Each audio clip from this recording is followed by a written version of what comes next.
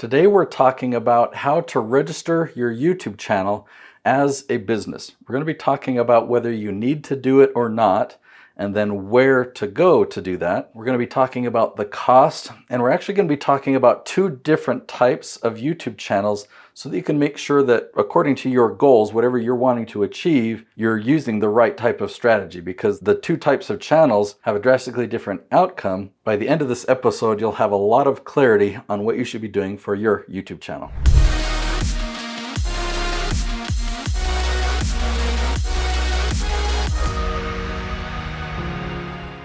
All right, so I'm going to go deep on a couple of topics that are really important, and hopefully they really answer the question that you're asking about, do I need to register my YouTube channel as a business? Well, that depends, because there's a lot of different ways you can set up a business, and there's a lot of different ways you can set up a YouTube channel. All right, so I'm going to show you something that I learned from Robert Kiyosaki. It's called the Cashflow Quadrant. We've got E for employee, we've got S for self-employed, we've got B for business owner, and then we've got I for investor. Now I'm going to put another one over here, C for contractor, okay? Or I could put IC for independent contractor. Now, if you haven't heard of this strategy before, what he really teaches is just how to move to this side. And so the focus of a lot of the training that you learn about the cash flow quadrant is understanding the difference between self-employed and business owner. But for the sake of this conversation, we really need to focus on these things here. So if you were an employee for Google or an employee for YouTube, you would have a W-2 income. You'd get a paycheck. They would deduct your taxes, right? And you're supposed to put in your 40 hours a week or whatever that arrangement looks like. Okay, so we know what employee looks like. If you're a contractor, that's what you probably are, meaning you just joined the YouTube Partner Program and you fill out a form called a W-9.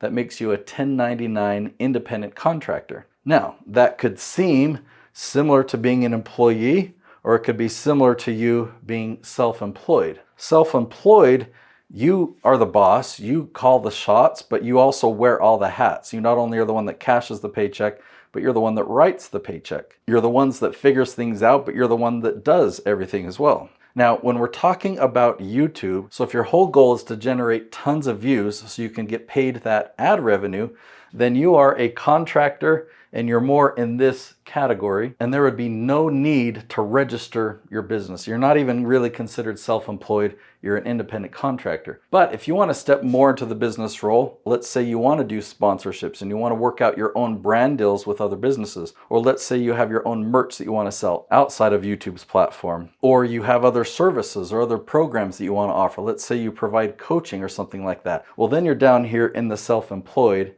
and you definitely need to register your business. In the first case, your YouTube channel, that's a business for Google. Google owns YouTube, so it's not your business. You don't need to register it. Down here, YouTube channel is a tool that you use to generate leads for your business. So the business that you would register would be whatever you want to create it. It could be your name, LLC, or whatever. So you don't actually register YouTube as a business. You're just leveraging YouTube to funnel leads into your business. Now you can be a mixture of both. You can make the ad revenue and you can sell merch and other things down here, or provide coaching or consulting. So you can be in multiple quadrants. Now the cool thing is either way, whether you're a contractor kind of more in this quadrant, or you're more stepping into that self-employed space, you can keep track of your expenses. So the computer that you buy that you're going to do all your editing on, or your camera equipment, or if you need to fly somewhere for the channel, that plane ticket is actually a business expense. Now you're going to need to work with your accountant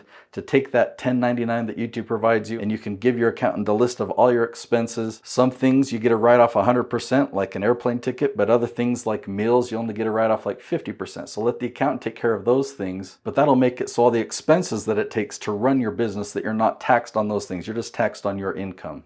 Okay, so if you do need to register your business, let me show you how you can do that. Now just come to Google and type in your state. So I'm in Utah. Let's type in Utah business registration. These are all sponsored links, so I typically skip those and I'll click on this one. And there's this one-stop business registration. There's a lot of information here. If you click on this, it guides you right through the process. So I would just come here and I'd hit continue. I'd create an account with the state of Utah. So let me show you another one. If I just come up to my search bar here and I type in California business registration. Let me find this one right here. You can look at a lot of different things that they offer here at this website, but simply you got to find it like this. We'll do one more. We'll do Florida business registration. So you find it right here. I mean, they give you a step-by-step guide here, so it makes it really, really easy. Now, when I prepared this video, I thought it was this website that I came to, and I thought it actually showed the price right here. I'm not seeing it. If you dig, you're going to find it. I remember it being something like 80 bucks or something like that to register your business. All right, the next thing that I said I was going to talk to you about is the two different types of YouTube channels. So I want to showcase that by focusing on my strategy. This is the book that I wrote, and Daryl Leave's strategy. This is the book that he wrote. So both strategies work extremely well, but the outcome of each strategy is drastically different. So Daryl really knows what he's talking about. If you see down here, it says Forward by Mr. Beast. Daryl helped Mr. Beast grow his channel from 1 million subscribers to now well over 300 million subscribers. Daryl has helped many, many channels do that. I've been a part of his inner circle. I've spoken at his events. Daryl's a really good guy, and his strategy works. But the goal, the outcome of this strategy is ad revenue and sponsorships. Okay, that is the focus. My strategy, it also works extremely well. I've helped many people generate 7-figure revenue streams just from YouTube. In fact, a couple of them are generating 8 figures per year just from YouTube, but it's not from YouTube ad revenue. It's from using YouTube as a lead generator for your business. So it's business revenue. YouTube is not the business, but it's the vehicle where people can find us, people who've never heard of us before, but would love to find us on YouTube. We generate leads in our business and we generate business revenue. So what I've done and what a lot of my clients do, they set up their own business, they become self-employed, and they actually make this transition to become more and more of a business owner. And then they can free up their time where they can film a lot of YouTube content to generate leads for their business. So this just gets bigger and bigger and bigger. So let me show you what this looks like. If you go to YouTube and you type in this question, how to get business credit with poor personal credit, notice who's at the top. This is Noelle Randall. I've been producing her channel for 4.5 years. She's actually in the first and the second position there. If you type in how to get your kids to listen without yelling, number 2, you'll see Paul Jenkins. Number 3, you'll see Nicolene Peck. Both of them film right here in this studio house. Our fixed indexed annuities, a good investment. You see Stan the Annuity Man right at the top. What is the role of a superintendent in construction? You'll see Jason Schroeder at the top. You'll actually see him in position 3 and 4. How to start a retreat business. You'll see Michelle Villalobos there in position 2 and 3 and 4. How to change the tone of your singing voice. You'll find Jason Hewlett at the top. Can I hire someone to help me write a book? You'll see Dan Good at the top. And what's cool about that is here in my Utah filming house, I'm filming 20 episodes today. And Dan, he's upstairs, he's also filming 20 episodes today. But I want to talk to you about the type of episodes that we're filming and the strategy that we follow so that we can rank at the top of YouTube like this. So I teach a strategy called the Leaf Strategy. The strategy has 5 ingredients, and for every one of the episodes that I'm filming today, every one of the episodes that Stan's filming today, and for all of my clients for years, we make sure that we follow these 5 ingredients so that we can show up at the top of search on YouTube. Now, to understand my leaf strategy, I need to teach you my tree analogy. So there's a trunk that goes out to the branches, that goes out to the leaves. The trunk represents your core area of expertise.